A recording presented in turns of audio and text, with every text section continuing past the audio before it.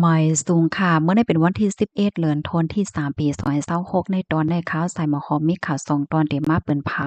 ตอนที่1ครบทบหันป่าลู่เซ็งสาใจตั้งนำตั้งปอดตอนแหลนลิ้นใต้ไทยข่าวเที่ยงตอนหนึ่งแห้งการยานเมืองก่อหนึ่งกั้นจันลูกหวานยิ่งติเว้งเกียงใหม่อ่อนตั้งเปิ้นได้เข้ามาถ่อมด้วยข่าวโหในอ่อนตั้งค่ะได้เลยว่าเป็นข่าวเงาที่อันหลักไล่ไว้อยู่ๆป่าในลู่เซ็งสาใจตั้งนำตั้งฝ่ายผู้มีปนพรเขาห้ามก้นวันก้นเมืองว่าอย่าไปเอาปลาในมากินล้านละเมื่อวันที่10เดือนธันวาคมที่3ปี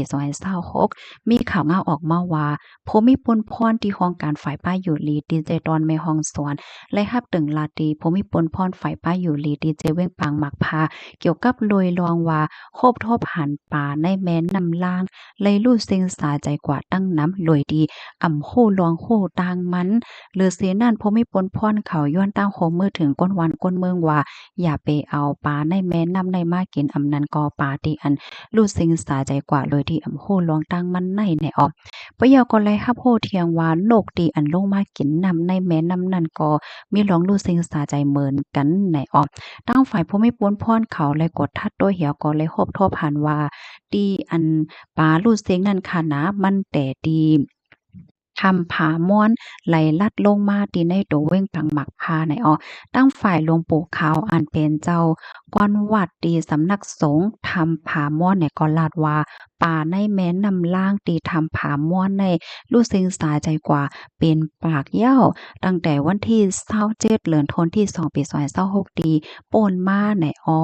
ข้อมูลตอนในก็คาเลยปีมาที่ห้องการข่าวเกี้ยงใหม่ออกไว้ค่ะพี่น้องเฮาถ่อมข่าวเงาโหในยาวหันเถินจึงหือพวงในค่ะนะ เกี่ยวกับเลยลวงเปิงเป็นอยู่ๆป่าลู่เซ็งสาใจตั้งนำตั้งหลายจังไหนปื้นดีที่พี่น้องใครอยู่ในจ่องยามหันยามมีค่ะและสอนเจ้าหนังว่ามันเป็นมันมีไหนพี่น้องเฮาค่ะซ้ำหยุ่มว่ามันเป็นย้อนก็เปิดสังเนี่ยค่ะเนาะก็โอลาในกันไล่เนี่ยค่ะอันแค่ย้อนปันฟังตื้นถึงปันพี่น้องเฮาค่ะแต่ว่าได้เป็นที่ไหลตั้งไหลก็เย้าเพราะว่าเฮาค่ะฮบทบหันป่า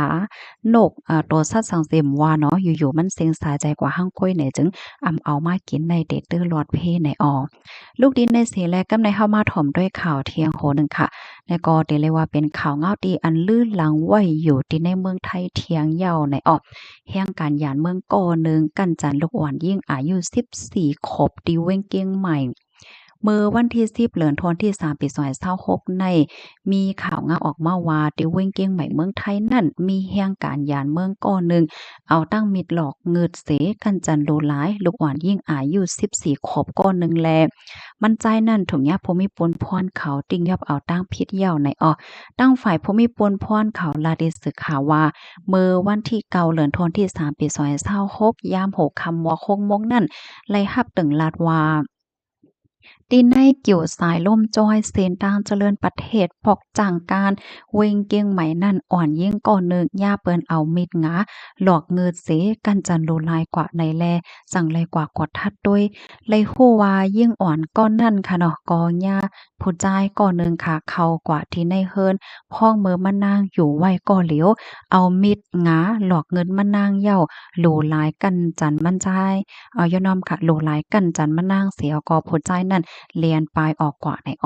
ตั้งฝ่ายเจ้าหน้าที่เขาไล่ผุยด้วยกองวงจร CCTV แคมราซีไล่หันแจงเลี้ยงว่าผู้จ่ายก้อนนั้นนุงเสื้อยืดสีสอมโกนสีล้ำไว้เจ้าหน้าที่เขาแผ่เป็นจุ่มเสียก็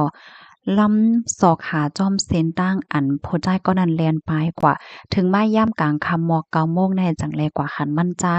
แป๊บมกอยู่ในยุ่มอันมีฝ่ายหลังเฮิรนห้ามหลังหนึ่งในเส้นตั้งเหลียวกันพ้องเมื่อเจ้าหน้าที่เขาทิ้งยอบมันใจนั่นมันใจ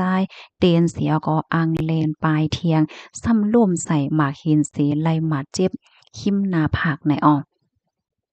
เจ้าหน้าที่เขาไล่กดท่าตองถามเสไล่โฮว่ามันใจในจื้อห้องว่าอยู่ซุปอายุไล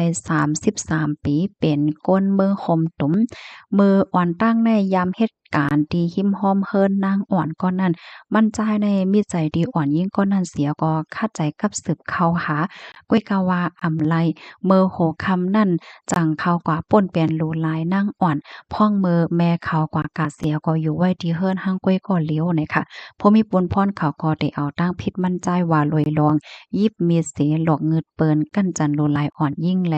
ป่นแปนเหยียบเข้าในเฮิรนเปิ้นไหนอ้อข้อมูลตอนในข่าวเลยปิมาที่ห้องการข่าวเงาหางแสงใต้เตรียมตังไว้ค่ะอยู่ดีสื่อข่าวไทยหลายห้องการก็ปึนแพได้เลยว่าเป็นข่าวเงาตีลื่นหลังว่าอยู่ในข่าวเมื่อเหลียวได้ก็นำเมจือเสียงพี่น้องแห่งการเนี่ยก็เลยรับพรตุ้มย้อนป้านะคะในตอนในแค่ย้อนอบโอ้ดังพี่น้องเฮาค่ะหลายๆตอนค่ะเนาะย้อนก็เปว่าปานเป็นภาวะจัดปานแห่งการอันวานในเฮาค่ะก็อยู่วานเปิ้นเมืองเปิ้นกว่าเฮ็ดกินการหากินเล่งต้องเนาะเพราะว่าเฮ็ดพิษเฮ็ดเปิงมาแหน่ก้นก้อนหนึ่งหญ้าเกว้มก้าเนี่ยมันจังเตอเขิกปาปนตั้งหนำตั้งหลายเหมือนหนังเมื่อกากวนป่นมาในเพราะว่ามีคนเสียก็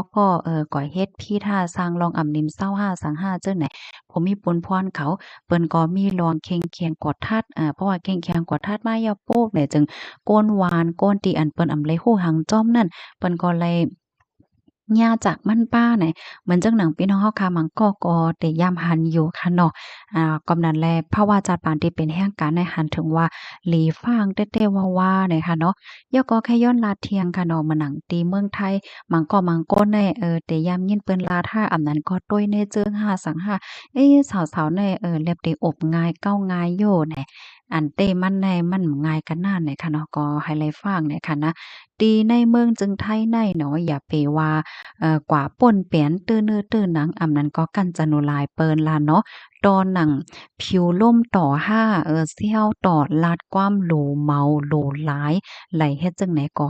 ยังจางยาจ้อยตะลาเอาตั้งผิดเถียงลูกกวนเหย้าไหนเนาะอันใดมันเป็นปักเปิงหมายตึกออกมาอำไปป้อหึงสังโกยค่ะนะบ่เหมือนจังหนังว่าเฮาคาหันผู้หญิงสาวไปลาดผ่านเฮาเสียก็เฮาห้องเสียนเซี่ยวใดเซี่ยวเน้ออำนั้นก็ผิวล่มใส่ว่าเจ้านาย เพราะว่าเฮาคาหันเปิ้นต่างแคบหังเล่า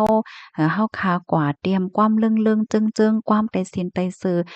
สายจังไหนในเนี่ยเปิ้นจังเอาซักเสหลักฐานมันเหี่ยวก็กว่าตึงลาติภูมิพลพรเขา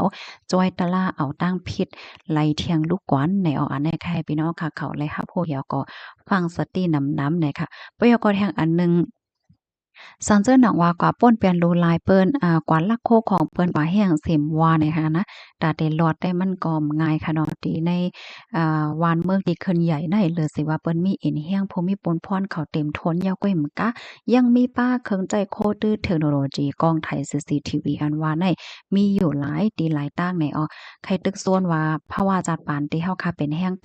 การที่เฮาค่ะเป็นก้นหลีค่ะเนาะเป็นก้น แหย่งแงโอนโน้นก็อยู่ดินไหลก็หมออยู่หมอกินหมอเศร้าหมอนับยำฟิงเปิ้นหมอนับยำวันเมืองเปิ้นในมันติหลีดอโตเฮาก็มกะหลีดอตรงวงก้นเฮาค่ะป้าแทงลูกก่อนในเมื่อกูปอกในนะพี่น้องแห่งการอันว่าในสายตาพี่น้องคนไทยเขาในเปิ้นหันว่าเป็นก้นซื้อโยเป็นก้นโอนโนนเป็นก้นแลใจเฮ็ดกุศลตั้งหลีเป็นก้นแลใจกว่าวัดกว่าเกี้ยงเป็นก้นแลใจนุ่งเสื้อโคหางหลีหางงามก็เป็นโคใต้เนี่ย เปิ้นว่าจังไหนคะนะอันนี้เป็นพี่น้องคนไทยเขาเปิ้นลาดเนี่ยค่ะเนาะก้อยกาว่าไหว้หลังมาในหมอก2-3ปีจังไหนใครอยู่เนาะข่าวง่าวเกี่ยวเลยลองแห่งการที่อำป้นหลีป้นลักไหนมันก็แก้ๆออกมาน่ะเสร็จแล้วเฮาค่ะก็ได้หันเลยว่าในตรงวงพี่น้องไทยเขาเปิ้นก็อ่อนกันเตรียมทัดสังปันตั้งหันถึงแลมันเจอก็ว่าลิโกลิกากน่ะสังซึ่งเฮ็ดจังไหนมายาวเฮ็ดให้ค่ะเอาเนาะนั่นยาวอะพี่น้องเฮาอันนี้ก็มาอบลาดไข่เนกันเนาะยินจมกกอกค่ะย้อนให้อยู่เลยกินวานในรอเพศกันค่ะเอาไม้ทรงค่ะ